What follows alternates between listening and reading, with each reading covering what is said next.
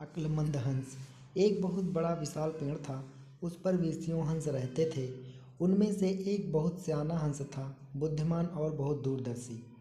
सब उसका आदर करते, ताऊ कहकर बुलाते थे। एक दिन उसने एक नन्ही सी बेल को पेड़ के तने पर बहुत नीचे लिपटते पाया। ताऊ ने दूसरे हंसों को बुलाकर कहा, देखो, इस बेल को नष्ट कर दो। एक दिन यह बेल हम सबको मौत के मुंह में ले जाएगी। एक युवा हंस हंसते हुए बोला, ताऊ, यह छोटी सी बेल हमें कैसे मौत के मुंह में ले जाएगी।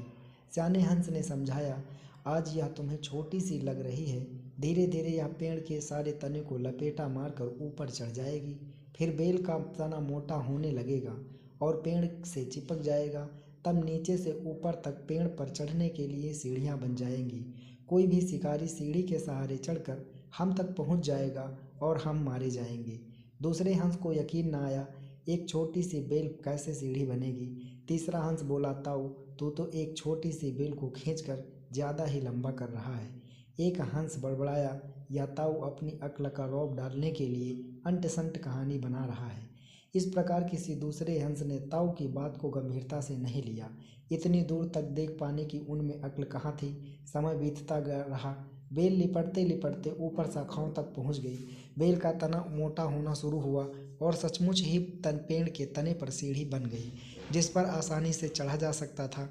सबको ताऊ की बात की सच्चाई सामने नजर आने लगी, पर अब कुछ नहीं किया जा सकता था, क्योंकि बेल इतनी मजबूती से हो गई थी कि उसे नष्ट करना हंसों के बस की बात नहीं थी। एक दिन जब सब हंस दाना चुगने बाहर गए हुए थे, तब एक बहेलिया उधर आ निकला। पेड़ पर बनी सीढ़ियों को देखते ही उसने पेड़ पर चढ़कर जाल बिछाया और चला गया। सांझ को सारे हंस लौट आए। पेड़ पर उतरते ही तो बहेलियों के जाल में बुरी तरह फंस गए। जब वे जाल में फंस गए तो फड़फड़ाने लगे। तब उन्हें ताऊ की बुद्धिमानी और दूरदर्शिता का पता लगा। सब ताऊ की बात ना मानने के लिए लज्जित थे और अपने आप को कोस रहे थे। ताऊ सबको रुष्ट था और चुप बैठा था। एक हंस ने हिम्मत करके कहा, ताऊ, हम मूर्ख हैं, लेकिन अब हमसे मुख मत फेरो। दूसरा हंस बोला, इस संकट से निकालने की तरकीब तू ही हमें बता सकता है। आगे हम तेरी कोई बात नहीं टालेंगे। सभी हंसों ने हामी भरी। तब ताऊ ने उन्हें बताया, मेरी बात ध्यान से सुनो। सुबह जब बहेलिया आएगा तब मुर्दा होने का नाटक करना। बहेलिया तुम्हें मुर्दा समझकर जाल से निकाल कर जमीन पर रखता जाएगा। वहाँ भी मरे सामान पड़े रहना। जैसे ही वह अंतिम हंस को नीचे रखेगा, मैं सीटी बजाऊंगा। मेरी सीटी सुनते ही सब उड़ जाना। सुबह बहेलिया आया। हंसों ने वैसा ही किया जैसा ताऊ ने समझाया था। सचमुच बहेलिया हंसों को मुर्दा समझकर जमीन पर पटकता गया। सीटी की आवाज़ के साथ सारे हंस उड़ गए। बहेलिया अवाक होकर देखता रह गया।